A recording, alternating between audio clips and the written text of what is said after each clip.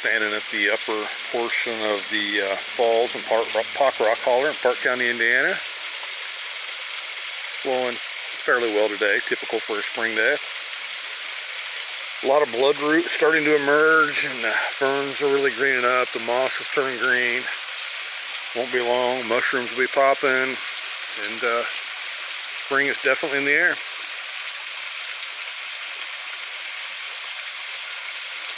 This is about, I don't know, 7 or 8 foot tall. It's not real big, but it's got a nice gentle fall to it. Sounds pretty. Relaxing place to grab lunch.